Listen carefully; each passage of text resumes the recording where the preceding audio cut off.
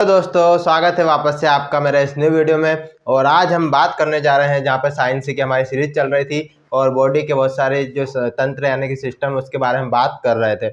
और उसी सीरीज में आज हम बात करने वाले हैं एक महत्वपूर्ण पार्ट यानी कि जिसको बोलते हैं उत्सर्जन तंत्र यानी कि एक्सक्रेटरी सिस्टम। इसमें क्या होता है कि जो भी हम खाना खाते हैं, खाना खाते समय आपने खाना तो खा लिया, उसके बाद में क्या होता है जो पाचन हुआ था उसमें हमने अपशिष्ट तो निकाल दिया था, लेकिन उसके बावजूद भी जो जलीय अपशिष्ट रहता है जो यूरिया से रिलेटेड यानी कि नाइट्रोजनीकरण जो अपशिष्ट रहता है उसको शरीर से बाहर निकालने की प्रोसेस होती है और ब्लड को जो छानने की प्रोसेस होती है उसके बारे में हम इस वीडियो में जानेंगे, क्योंकि ये शरीर में बहुत इंपॉर्टेंट है। और ये पूरी प्रोसेस कैसी होती है और कितने तरह से अलग अलग जीव जंतु में अलग अलग प्रोसेस ये होती है और हम किस श्रेणी में आते हैं ये भी हम इस चीज़ में इस वीडियो में जानेंगे। तो आपको वीडियो में लास्ट तक बने रहना है और समझना है कि उत्सर्जन तंत्र हमारे शरीर में क्यों इम्पोर्टेंट है और इसकी आवश्यकता क्यों है। तो आपको पढ़ना इसलिए नहीं है कि आपको सिलेक्शन लेना है, आपको इसलिए पढ़ना है कि आपके शरीर की आपकी जानकारी भी होना चाहिए। देखिए आजकल लोगों क्या है कि अधिकतर इस होड़ में लगे हैं कि भैया पढ़ ला रट ला, लेकिन चीज़ें समझ में आती नहीं है। पढ़ते जाते हैं समझते कुछ है नहीं,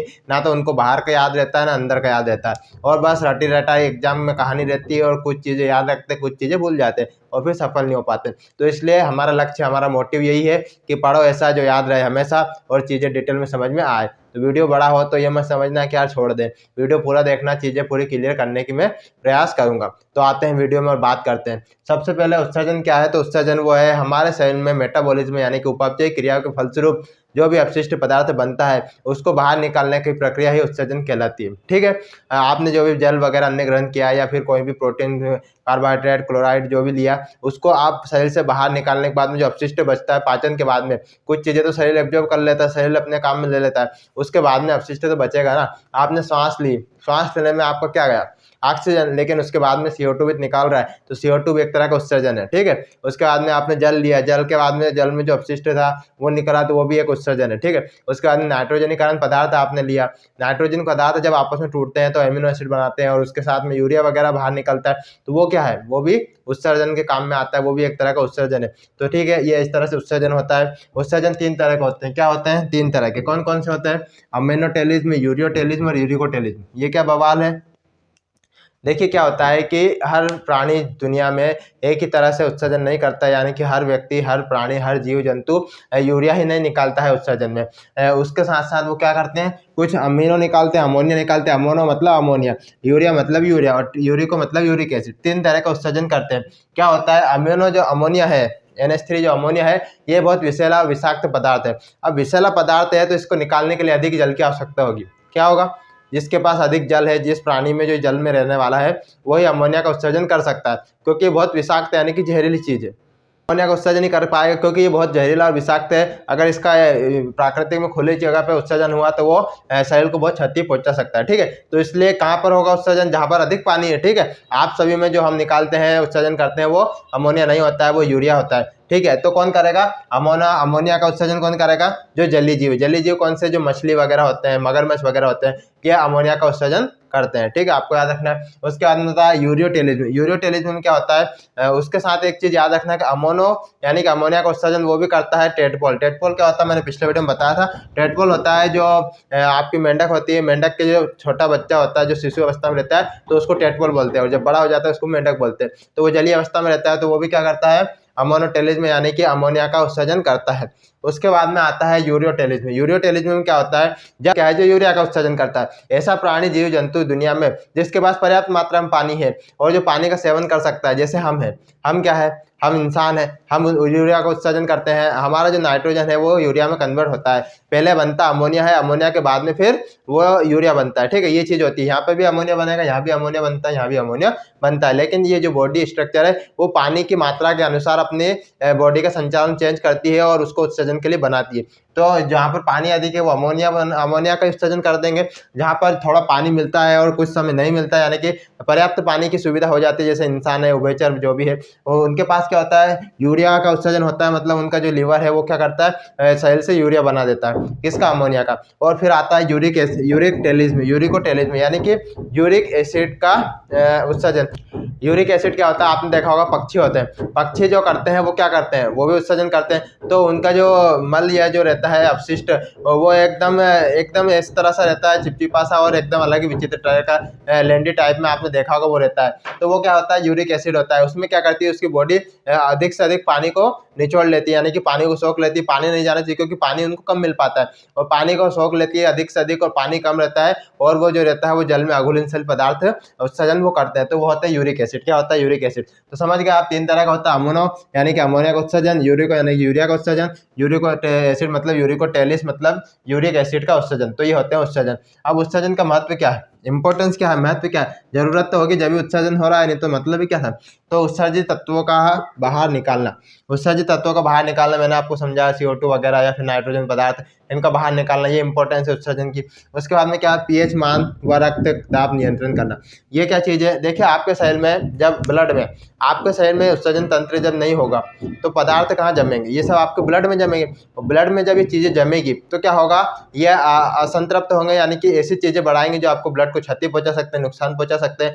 और इन चीज़ों के बढ़ने से आपका जो पीएच मान है, यानी कि आपके शरीर में अम्लता बढ़ेगी। क्या होता है कि जब आपका शरीर क्रिया करता है, पाचन करता है, तो उसमें अम्लता बढ़ती जाती है। कुछ अम्लो हाइड्रोकार्बन जो आते हैं वो उसकी अम्लता बढ़ाते जाते हैं, हाइड्रोकार्बन बढ़ते जाते हैं, जिससे आपके शरीर में पीएच मान स्थिर होने लगता है। और इसको स्थिर करने के लिए उत्सर्जन होता है, ताकि वो शरीर हमारे जो अधिक अम्ल है उनको निकाल दे, जो अधिक क्षार अगर बन रहा है तो उसको शरीर से बाहर निकाल दे, इसलिए पीएच मान स्थिर होता है। रक्त दाब भी नियंत्रण होता है, रक्त का दाब भी बना रहता है, ब्लड प्रेशर भी इससे ठीक बना रहता है, क्योंकि अम्लता और क्षारीयता कम ज़्यादा नहीं होगी तो ब्लड प्रेशर सही बना रहेगा। उसके बाद क्या होता है, शरीर में अम्ल व क्षार का संतुलन बनाया जाता है, ठीक है, ये बात यही है। उसके बाद में जल का संतुलन बना रखता है। आपका ब्लड है, आपके ब्लड में पोषक तत्व भी है, RBC WBC भी है, सब चीज़ें हैं। इसके साथ में आपके ब्लड में क्या है, जल भी है। अब जल का संतुलन बनाने के लिए भी है, अगर आपके ब्लड में ज़्यादा जल हो गया तो फिर आपका क्या होगा, फिर आपके साथ दिक्कत हो जाएगी नहीं। तो इसलिए जल का संतुलन बनाए रखने के लिए भी उत्सर्जन आवश्यक होता है, ठीक है। अधिक से अधिक चीज़ें अनावश्यक चीज़ों को शरीर से बाहर निकालना ही उत्सर्जन है। अब हम बात करते हैं कि मानव शरीर में उत्सर्जन कैसे होता है। तो अब हम बात करेंगे कि मनुष्य में उत्सर्जन तंत्र कैसा होता है। उससे पहले मैं आपको बता दूं कि हर प्राणी में उत्सर्जन तंत्र एक जैसा नहीं होता है, यानी कि हर प्राणी में, हर जीव जंतु में उत्सर्जन तंत्र नहीं होता है। जो स्पंज टाइप के, जो स्पंजा कैटेगरी के जो प्राणी तत्व, जीव तत्व है, उनमें उत्सर्जन डायरेक्टली हो जाता है, कुछ में नलिकाओं द्वारा होता है। जो हाइड्रा टाइप के हैं उनमें क्या होता है, शरीर में रोम होते हैं छोटे छोटे, उससे वो पानी में जाते हैं तो उत्सर्जन हो जाता है, और जब बाहर आते हैं तो वापस सही हो जाते हैं। तो इस तरह से डायरेक्ट उनके अपशिष्ट बाहर निकल जाते हैं। उसके बाद में कुछ जो केचुए टाइप के जो आपके कैटेगरी के जो होते हैं जीव तत्व, उनमें क्या होता है, उनमें जो उत्सर्जन होता है उसमें नलिकाएं होती है, उन नलिका के माध्यम से उत्सर्जन होता है। तो लेकिन जो मानव तंत्र है उत्सर्जन कैसा होता है, उस चीज़ को हम समझते हैं कि किस तरह से उसमें प्रोसेस होती है। तो हमारे मानव तंत्र में 4 तरह की जो चीज़ें हैं उसमें शामिल होती है, 4 अंग हमारे शरीर में शामिल होते हैं उत्सर्जन करने में, ठीक है। याद रखना आपको, 4 चीज़ें यानी कि 4 पार्ट हमारे बॉडी के उसमें शामिल होते हैं। उसके बाद में आपको बता दूं कि हमारे शरीर से एक तरह से उत्सर्जन नहीं होता, हम मूत्र का उत्सर्जन नहीं करते हैं, यूरिया के साथ साथ हम CO2 का उत्सर्जन करते हैं, ये भी उत्सर्जन है। हमारी जो स्वेट ग्रंथि यानी कि जो पसीने वाली ग्रंथियाँ हैं उससे भी उत्सर्जन होता है, काय का पसीने का, तली ग्रंथियाँ हैं जिससे भी उत्सर्जन होता है। तो उत्सर्जन का मतलब एक ही उत्सर्जन नहीं है कि सिर्फ मूत्र उत्सर्जन करना ही है, ठीक है। तो हम बात करते हैं कौन कौन से पार्ट हमारे शरीर में शामिल होते हैं। तो देखिए गाइस, हमारे शरीर में पार्ट में शामिल होते हैं सबसे पहले वृक्क यानी कि किडनी, सबसे इंपॉर्टेंट मोस्ट इंपॉर्टेंट पार्ट यही है। उसके बाद में आता है मूत्र वाहिनी, ये क्या है, यूरेटर जिसको बोलते हैं, और फिर मूत्राशय ये है यूरिनरी ब्लैडर, और मूत्र मार्ग यानी कि यूरेथ्रा। समझिए, ये जो आपको 2 दिख रही है ना, ये क्या है, ये क्या है, ये कोई नौटंकी बनी है क्या, नौटंकी नहीं है, ये किडनी है, ऐसे बनती है अपने से। तो ये होती है किडनी, क्या है ये, किडनी, किडनी, किडनी यानी कि 2 किडनी होती है। कितनी होती है, 2 किडनी होती है। देखा होगा आपने, कोई एक डोनेट कर देता है, कोई एक डोनेट कर देता है। तो ये किडनी का मुख्य काम क्या है, किडनी का मुख्य काम छानने का है, यानी कि आपके ब्लड को शुद्ध करने का काम है। उसके बाद में ये क्या सिस्टम है भैया यहाँ पे, तो ये देखिए, ये यहाँ पे ये है सिस्टम, ये जो सिस्टम है ना, ये है धमनी और सिरा। क्या है, धमनी और सिरा, यानी कि ये शुद्ध रक्त को लाते हैं अशुद्ध रक्त होकर, यानी कि अशुद्ध रक्त आता है और शुद्ध होकर जाता है यहाँ से, ठीक है। यानी कि जिसमें यूरिया मिला है वो रक्त आता है और वो फिल्टर होकर जाता है। तो इसलिए होती है एक धमनी, एक होती है सिरा, ये रेनल धमनी और इसको बोलते हैं रेनल सिरा, ठीक है। ये क्या सिस्टम है यहाँ पे, तो ये जो सिस्टम है इसको भी बोलते हैं मूत्र वाहिनी, यानी कि यूरेटर्स। क्या बोलते हैं, यूरेटर्स। ये क्या होते हैं, एक जोड़ी होते हैं। क्या होते हैं, एक जोड़ी यूरेटर्स होते हैं, यानी कि एक जोड़ी होता है। अब ये आपको ऊपर नहीं दिखेगा, ये अंदर का हिस्सा है, नहीं तो आप सोचो दिख तो रहा ही नहीं हमके। तो ये अंदर सिस्टम है। मूत्रवाहिनी यानी कि दो, एक तरफ से इधर, एक किडनी इधर, एक किडनी इधर, दो ही किडनी कनेक्शन है आपका गाय का। इसमें जो यूरिया क्षमता है वो यहाँ पर आता है इसमें। उसके बाद में ये क्या सिस्टम भैया यहाँ पे ये है, तो ये है आपका, ये है यूरिनरी ब्लैडर मूत्राशय। अब अगर मान लो आपके पास में यूरिनरी ब्लैडर सिस्टम नहीं होता, किडनी ने साफ करा, किडनी साफ करा, सीधा काय में आता, इसमें आता मूत्रवाहिनी, और फिर सीधा आउट। फिर क्या होता है, दिन भर चलता रहता सिस्टम, फिर आपका क्या होता है भैया, तो दिन भर वहीं बैठे रहते हैं आप टॉयलेट में। इसलिए सिस्टम दिया है, आप घबराओ मत, आप तो सिर्फ काम करो। ये क्या है, ये है मूत्राशय, यानी कि इसको क्या बोलते हैं, यूरिनरी ब्लैडर। क्या बोलते हैं, ब्लैडर। ठीक है, इसमें क्या होता है, जो मूत्र है वो दिन भर चलता रहता है, यानी कि प्रोसेसिंग होती रहती है। जब ब्लड क्षमता रहता है, जैसे जैसे उत्सर्जन होता रहता है, तो उस तरह से इसमें धीरे धीरे संचित होता रहता है। और जब इसमें ये जब भरा जाता है, इसकी एक कैपेसिटी 800 ml 900 ml, जब इसमें प्रेशर बन जाता है तो संकुचित होती है यहाँ की कोशिकाएं, क्या होती है, संकुचित होती है, यानी कि प्रेशराइज होती है। और प्रेशराइज होने के साथ में फिर यहाँ पर यह है मूत्र मार्ग, इस मूत्र मार्ग से जो अपशिष्ट होता है, मूत्र होता है, वो यूरिया वो है बाहर निकलता है। ठीक है, तो ये क्या हो गया आपका ब्लैडर, यानी कि यूरिनरी ब्लैडर, और ये हो गया आपका मूत्र मार्ग यानी कि यूरेथ्रा। ठीक है, तो ये समझ में क्या क्या चीज़ें शामिल है इसमें, एक किडनी है, एक मूत्रवाहिनी, एक मूत्राशय और एक मूत्र मार्ग, यानी कि एक किडनी, यूरेटस, यूरिनरी ब्लैडर और यूरेथ्रा। 4 चीज़ें हमारे इसमें उत्सर्जन तंत्र में मुख्य रूप से हमें पढ़ना है। तो अब हम पढ़ लेते हैं किडनी के बारे में, किडनी का क्या काम है और कैसे करती है। तो अब हम देख लेते हैं किडनी के बारे में कि किडनी में होता है क्या क्या आखिरकार। अब हम पढ़ने तो वाले हैं किडनी फिल्टर करती है, लेकिन ये क्या क्या होती है, कैसी होती है, कितने साइज होता है। तो जो किडनी होती है ना, वो होती है, उसको बोलते हैं वृक्क। देखो आए लोगों को पहले तो ये कन्फ्यूजन है कि किडनी और वृक्क क्या है। भैया वृक्क को हिंदी में बोलते हैं, किडनी इंग्लिश में बोलते हैं, ये बात ध्यान से समझ लो। हमने इंग्लिश ही रटी है, हिंदी नहीं समझी, तो वृक्क कोई किडनी बोलते हैं। ठीक है, उसके बाद में ये है उदर गुहा। उदर गुहा क्या है, पेट, पेट के पृष्ठ भाग में डायफ्राम के नीचे। डायफ्राम क्या है, ये मैंने श्वसन तंत्र में समझाया था। जो आप सांस लेते हो तो डायफ्राम होता है, फेफड़ों के ऊपर नीचे हेल्प करता है, हेल्प करता है ले जाने में, वो डायफ्राम है। तो उसके क्या होता है, पृष्ठ भाग में, उदर गुहा में पृष्ठ भाग के नीचे होती है किडनी। अब एक किडनी क्या होती है, जो लेफ्ट राइट साइड की होती है, वो थोड़ी नीचे होती है, लगभग 10-12 सेंटीमीटर नीचे होती है, और ये थोड़ी ऊंची होती है। ठीक है, क्यों होती है, क्योंकि भैया यहाँ पे कही है लीवर, कही है यहाँ पे कही है, यहाँ है लीवर, कसर है लीवर, ये असर है। ठीक है, यहाँ पे क्या है, लीवर, लीवर होने के कारण से थोड़ी दबी हुई होती है, यानी थोड़ी नीचे होती है, और ये ऊंची होती है, ऐसी होती है, उल्टा सीधे हाथ की थोड़ी नीचे और एक ऊंची होती है। ठीक है, ये ऐसी होती है किडनी। उसके बाद में रंग क्या है, रंग है गहरा भूरा लाल रंग। क्या होता है, रंग होता है गहरा भूरा लाल रंग। अब क्या है, आकार, आकार क्या होता है, सेम के बीज की तरह, सेम के बीज की तरह इनका आकार होता है। उसके बाद में क्या है, लेंथ, लेंथ यानी कि लंबाई कितनी होती है, 4 इंच होती है, चौड़ाई कितनी होती है, 3.5 इंच के लगभग होती है, और वजन लगभग 150 ग्राम होता है। क्या सबका 150 ग्राम, भैया ऐसा नहीं है, कहीं कि कम भी होगा, कहीं ज़्यादा, एवरेज लिया है, किसी के 120 ग्राम, कहीं का 170 ग्राम भी हो सकती है। तो ऐसा कुछ थोड़ा बहुत अंतर आ जाता है, नहीं तुम सोचो यार 150 ग्राम ही होगी, ऐसा नहीं है। तो सब लगभग 150 ग्राम वजन है किडनी में। एक किडनी की बात हो रही है, नहीं तो 2 किडनी में समझ लो, एक एक किडनी की यहाँ बात हो रही है। ठीक है, तो एक किडनी की बात हो रही है, ये होता है। उसके बाद में झिल्ली होती है, इसके ऊपर क्या होती है, झिल्ली होती है, इसको बोलते हैं पेरिटोनियम, पेरिटोनियम, जो क्या वृक्कों को साधे रखती है। अब आपके जो वृक्क है, इनको पकड़ के यानी कि साध के रखती है, नहीं तो भाग जाएगी, नीचे निकल चल जाएगी, नीचे चल जाएगी नहीं, तो इसको साधने के लिए एक होती है झिल्ली, उसको बोलते हैं पेरिटोनियम, जो वृक्क को साधे रखती है कि बॉडी में तुम यही लीजिए किडनी भक्के मत जा जिसके लिए। ठीक है, उसके बाद में क्या, बाहरी सतह अंदर धसी होती है। ये जो आपको यहाँ पे दिख रहा है, मैंने ये गड्ढे कोई शौक नहीं था मेरे को बनाने का, यहाँ पे जो गड्ढे बनाए ना, ये थोड़ा गड्ढे नुमा थोड़ा दबा हुआ है, तो ये इसलिए बना है क्योंकि ये है धसी हुई होती है। क्या होती है, एक धसी हुई होती है। इसको क्या बोलते हैं, इसको बोलते हैं हिलम। क्या बोलते हैं, हिलम। और हिलम क्या होता है, यहीं से जो आपकी आर्टरी जो है, रेनल आर्टरी और रेनल वेन जो है, यानी कि धमनी और सिरा जो है, रेनल क्यों है, जो धमनियों में यानी कि जो किडनी में जाने वाली धमनी और सिरा, उसको रेनल बोलते हैं। ठीक है, यकृत में जाने वाली उसको हेपेटिक बोलते हैं।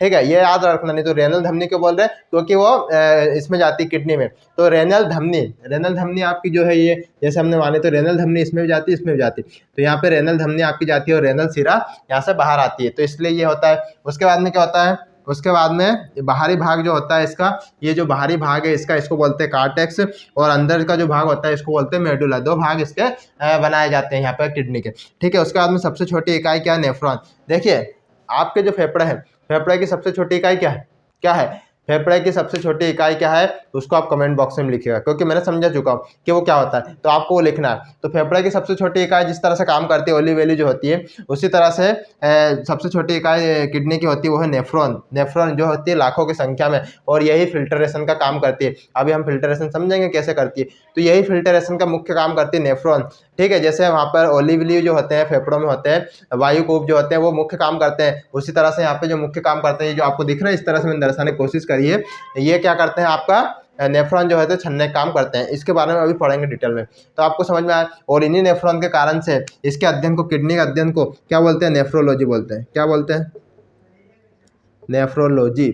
किसके कारण से, किडनी के अध्ययन को नेफ्रोलॉजी बोलते हैं, काय के कारण से, नेफ्रॉन के कारण से। और ये होते हैं लाखों में, 10 लाख के लगभग ह्यूमन बॉडी की एक जो किडनी है इसमें होते हैं नेफ्रॉन, ठीक है। तो आपको समझ में आया किडनी के बारे में क्या क्या चीज़ें होती है। अब देखिए कि नेफ्रॉन कैसे काम करता है, यूरिया कैसे काम करता है, यूरिया कैसे बनता है, मूत्र का निर्माण कैसे होता है, ये चीज़ हम समझते हैं कि ये कैसे होती है। तो गाइस देखिए अब हम समझेंगे कि भैया मूत्र निर्माण कैसे होता है, यूरिया का निर्माण कैसे होता है, ठीक है। आप इस चीज़ को बहुत बारीकी से समझिएगा और अच्छे से समझिएगा। एक बार मैं आपको क्लियर कर दूंगा क्या होता है, क्या सिस्टम होता है। तो देखिए क्या होता है कि जब आप पाचन तंत्र में जब भोजन ग्रहण करते हैं या जल ग्रहण करते हैं, तो हमारे शरीर में अधिकतर चीज़ों का अवशोषण हो जाता है, यानी कि वो एब्जॉर्ब हो जाते हैं। अब उस समय क्या होता है कि जो अमीनो एसिड होता है, अमीनो एसिड क्या है, जब हमने पढ़ाया था, जब देखना तो आपको क्या है अमीनो एसिड। तो जब हमने प्रोटीन पढ़ा था, तो प्रोटीन का जब टूटता है, जब अपघटन होता है, तो उससे जो लास्ट स्टेज बनती है वो अमीनो एसिड बनती है। क्या बनती है, अमीनो एसिड। आपने सोचा ये कहानी खत्म हो गई, लेकिन उसके आगे भी कहानी है भैया, खत्म नहीं हुई थी। उसके आगे कहानी ये है कि वो अमीनो एसिड है वो अधिकतर तो बॉडी द्वारा एब्जॉर्ब कर लिया जाता है, लेकिन कुछ मात्रा में अमीनो एसिड बच जाता है। तो अमीनो एसिड जो बच जाता है वो नाइट्रोजन युक्त होता है, ठीक है। तो नाइट्रोजन युक्त अमीनो एसिड जो बच जाता है, अमीनो बच जाता है एसिड, वो आता है कहाँ पर, वो आता है आपके लीवर में। कहाँ आता है, लीवर में, यानी कि यकृत में। और लीवर में आने के साथ में क्या होता है कि लीवर उसको तोड़ देता है। क्या कर देता है, लीवर उसको तोड़ देता है। क्या कर देता है, आपका जो क्या बचा है अमीनो एसिड, क्या है, अमीनो अम्ल। अमीनो अम्लों को जो लीवर आता है, तो लीवर दो भाग में तोड़ देता है। तो दो भाग में तोड़ देता, बन जाता है पायरुविक अम्ल, और एक बनता है आपका अमोनिया। क्या बनता है, अमोनिया बनता है। कहाँ पे बनता है, यकृत में बनता है, ठीक है। आपने जो खाना खाया उसमें अमीनो एसिड बना, पाचन टूट कर अमीनो एसिड आता है यकृत के पास। अधिकतर जो आपका अमीनो एसिड है वो शरीर में एब्जॉर्ब हो जाता है, सेल की कोशिकाओं तक रक्त के द्वारा चला जाता है, और जो बचा हुआ है वो अमीनो एसिड आपके यकृत के पास रह जाता है। यकृत उसको तोड़ता है। यकृत में जो अम्ल वगैरह है, जो एसिड है, जो हार्मोन है, यानी कि जो इंसुलिन वगैरह है, वो उसको तोड़ते हैं, जो रस है, और वो रस उसको तोड़ देते हैं अमीनो एसिड को, और दो भाग बना देते हैं। एक बना देते हैं पायरुविक एसिड और एक बना देते हैं अमोनिया। अब अमीनो आपको पता है विषाक्त है, यानी कि जहरीली चीज़ है। तो पायरुविक एसिड जो होता है ये अधिकतर तो चला जाता है वापस रक्त के साथ कोशिकाओं में, क्योंकि इसको और तोड़ दिया तो ये कोशिकाओं में चल जाता है, काम में जाता है। लेकिन जो अमोनिया है ये रह जाता है। क्या है, अमोनिया जो है ये रह जाता है। अमोनिया को क्या करता है, अमोनिया को फिर हमारा जो पायरुविक एसिड ये तो चला गया, कहाँ चला गया, आपके शरीर में चल गया, वापस से बॉडी में काम में। तो गाइस क्या होता है कि जो अमोनिया बचा, अब अमोनिया का क्या होता है, ये शरीर की कोशिकाओं में गया तो शरीर की कोशिकाओं की स्थिति कर देगा, वाट लगा देगा, मार डालेगा। तो ये अमोनिया को क्या काम होता है, अमोनिया को यकृत के माइक्रोकांडिया में ये क्या होती है, पूरी प्रोसेस होती है। क्या होती है, यकृत के माइक्रोकांडिया के, यकृत की जो कोशिका है उनकी माइक्रोकांडिया में ये प्रोसेस होती है। और यहाँ पे क्या सिस्टम होता है, जो अमोनिया है, अमोनिया में CO2 मिलती है, और CO2 मिलने के कारण से ये बन जाता है यूरिया। क्या बन जाता है, यूरिया बन जाता है, ठीक है। तो क्या याद रखना है कि अमोनिया में जो अमीनो एसिड होता है, अमीनो एसिड टूटता है पायरुविक और अमोनिया में। क्या होता है, अमीनो एसिड टूटता है यकृत में पायरुविक और अमोनिया में, और अमोनिया को यकृत मिलाता है CO2। क्या मिलाता है, CO2, और CO2 मिलाकर कहता है भैया अब तू जा, कहाँ जा, उसको रक्त के परिसंचरण यानी कि ब्लड के साथ भेज देता है। ब्लड के साथ उसको भेज देता है, कहाँ भेज देता है, ब्लड के साथ भेज देता है उसको किडनी में। कहाँ भेज देता है, किडनी में, उस अमोनिया को, और वो बन जाता है यूरिया। अब यूरिया को किडनी में भेज दिया, किडनी में भेजने के बाद में वहाँ पे होती है रेनल धमनी। क्या होती है, ये होती है रेनल धमनी। रेनल धमनी क्यों बोला, मैंने बता चुका हूँ। रेनल धमनी होती है यहाँ पे आता है वो ब्लड, यानी कि वो जो अमोनिया जो यूरिया बना था वो इसमें आता है। कहाँ आता है, इसमें आता है। और इसमें जो है छोटे छोटे नेफ्रॉन, ये एक नेफ्रॉन की संरचना बनाई है, कोई यहाँ पे कोई तमाशा नहीं बनाया है अपन ने, नेफ्रॉन की संरचना बनी है। तो ये क्या है, एक नेफ्रॉन की संरचना। किडनी के अंदर छोटे छोटे जो छिद्र होते हैं उसको नेफ्रॉन बोलते हैं, यानी कि वो छलने का काम करता है। उसकी प्रोसेस समझाऊंगा मैं। तो रेनल में आता है वो ब्लड, कौन सा ब्लड, जिसमें यूरिया था, यकृत से निकला हुआ ब्लड जिसमें यूरिया था, वो आता है आपके रेनल धमनी के द्वारा। रेनल धमनी से आता है इस तरह से, और यहाँ पर ये जो है, और ये आता है आपके इस डब्बे में। ये क्या है, ये जाली क्या बनी है, इस जाली को बोलते हैं ग्लोमेरुल्स, यानी कि केशिका गुच्छ।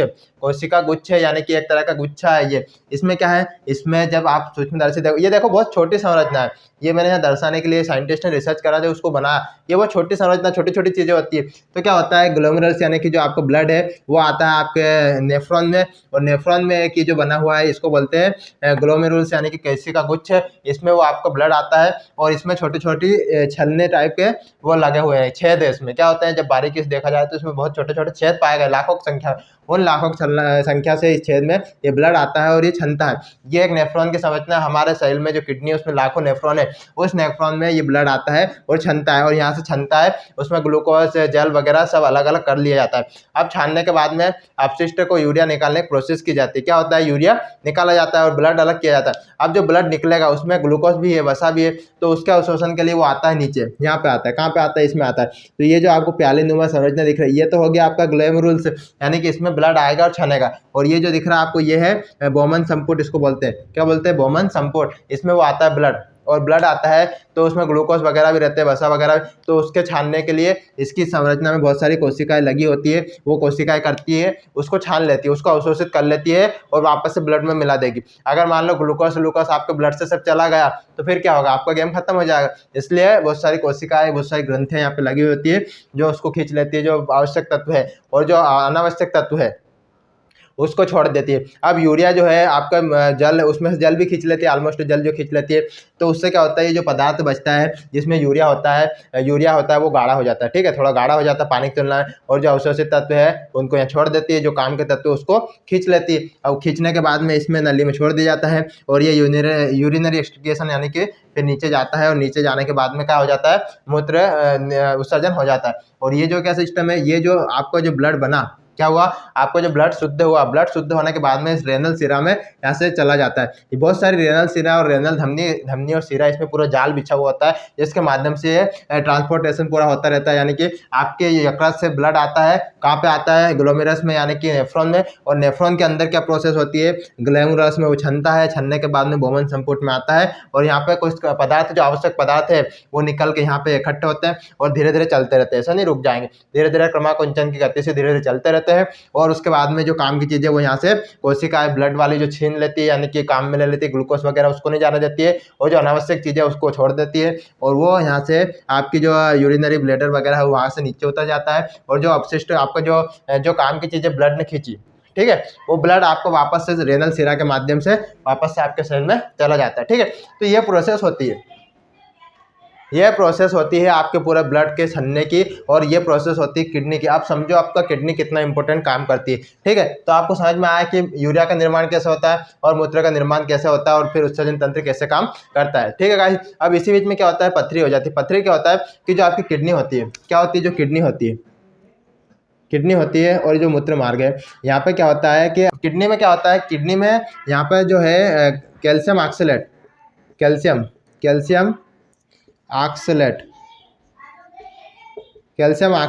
जो है अधिकतर मात्रा में जमता जाता है। उस जमने के कारण से क्या होता है कि आपकी मूत्र वाहिनी में यहाँ पे दिक्कत आने लग जाती है। क्या होती है दिक्कत आने, यानी कि रुकावट आने लगती है। क्या होती है, रुकावट आने लग जाती है, जिस कारण से क्या होता है कि वह जमती जाती है, और फिर आपको यहाँ पे पेन यानी कि दर्द स्टार्ट हो जाता है, तो उसको पथरी बोलते हैं, ठीक है। कैल्शियम ऑक्सलेट एक पत्थर की तरह ठोस पदार्थ बन जाता है, तो उसको पथरी बोलते हैं। दवाई दी जाती है तो उसके कारण से वो यहाँ पे होता है, तो उससे फिर ये निकल के मूत्र मार्ग से गल के निकल जाती है छोटी होकर। वैसे आम रूप में छोटी मोटी रहती है, लेकिन जब वो बड़ा बन जाता है ऑक्सलेट ज़्यादा कैल्शियम के कारण, तो वो फिर बढ़ जाती है और नुकसान देती है, ठीक है।